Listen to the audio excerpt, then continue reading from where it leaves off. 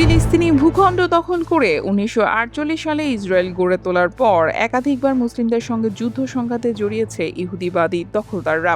জয় পরাজয় যাই হোক না কেন, ভূখণ্ড ছাড়া বা নিজেদের মধ্যে অনৈক্য কখনো দেখেনি তেল আবিব। কিন্তু ২০২৩ সালে খোদ ইসরায়েলে ঢুকে ফিলিস্তিনি প্রতিরোধ যোদ্ধাদের চালানো অতর্কিত হামলা তাদের ভিত কাঁপিয়ে দেয়। সেই থেকে অবৈধ এই ভূখণ্ড ছাড়তে দখলদার ইহুদিদের মধ্যে রীতিমতো যেন প্রতিযোগিতা শুরু হয়েছে। সর্বশেষ ইরানের ভয়াবহ হামলার মুখে আরও নিরুপায় হয়ে পড়ায় দখলদারদের ঢল নেমেছে সীমান্ত এলাকা ও বিমানবন্দরগুলোতে। টিআরটি ওয়ার্ল্ডের পরিসংখ্যান বলছে, গাজা সংঘাত ও অভ্যন্তরীণ অস্থিরতার মাঝে ২০২৩ থেকে ২৪ সালে প্রায় ১ লাখ ইসরায়েলি দেশত্যাগ করেছে।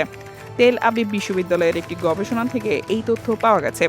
ইসরায়েলের মোট নাগরিকের সংখ্যায় মাত্র ১ কোটি। এর মাঝেও আবার অনেকে অন্য দেশে থাকে। নিরাপত্তাহীনতায় ভুগতে থাকায় তারা দেশ ছাড়ছেন। এছাড়া জীবনযাত্রায় ব্যয় বেড়ে যাওয়ায় কর্মের সন্ধানেও ছুটছে কেউ কেউ। গবেষকরা সতর্ক করে বলেছেন, অতিরিক্ত অর্থনৈতিক ধাক্কা, রাজনৈতিক, অর্থনৈতিক বা নিরাপত্তা সংক্রান্ত ধাক্কা অভিবাসনের মাত্রায় আরও গুরুতর ও আকস্মিক উল্লম্ফন ঘটাতে পারে। এই প্রবণতা ইসরায়েলের জন্য একটি অত্যন্ত বড় ঝুঁকি তৈরি করতে পারে। ইরানের প্রতিশোধমূলক হামলায় ইসরায়েলের প্রতিরোধ সক্ষমতা দিন দিন কমে আসছে। এভাবে চলতে থাকলে নিকট ভবিষ্যতে লক্ষ লক্ষ ইসরায়েলি ভূখণ্ড ছেড়ে চলে যেতে পারে বলে আশঙ্কা জানাচ্ছেন অনেক বিশ্লেষক। সংশ্লিষ্ট বিভিন্ন সূত্র বলছে, যুগ যুগ ধরে ইসরায়েলি আক্রমণ থেকে বাঁচতে মিশর সীমান্ত দিয়ে দেশ ছাড়তে বাধ্য হয়েছে ফিলিস্তিনিরা। কিন্তু এখন পরিস্থিতি বদলে গেছে। এই পথে এখন ইসরায়েলিরা দখল করা ভূখণ্ড ছাড়ছে। জেরুজালেম পোস্ট জানিয়েছে, ২ মার্চ ইসরায়েলি পর্যটন মন্ত্রণালয় তাবা সীমান্ত পারাপারের জন্য শাটল সার্ভিস পরিচালনা শুরু করেছে।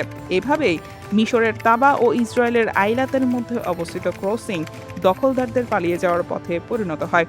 অনেক পর্যবেক্ষকের মতে, ইরানের সাথে চলমান যুদ্ধের সন্তোষজনক সমাধান ও ইসরায়েলের যথাযথ নিরাপত্তা নিশ্চিত না করা গেলে ইসরায়েলিদের, বিশেষ করে যারা দখলকৃত ভূখণ্ডেই যাদের জন্ম, সেই প্রজন্মের অনেকেই জন্মভূমি ছেড়ে চলে যাবে।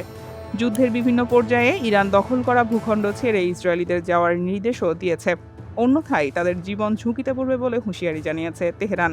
ইরানের বিধ্বংসী এই রূপ নিরস্ত করতে না পারলে ইসরায়েলিরা কোনোভাবেই নিরাপত্তাবোধ নিয়ে জীবনযাপন করতে পারবে না। News desk, দুতিয়াল।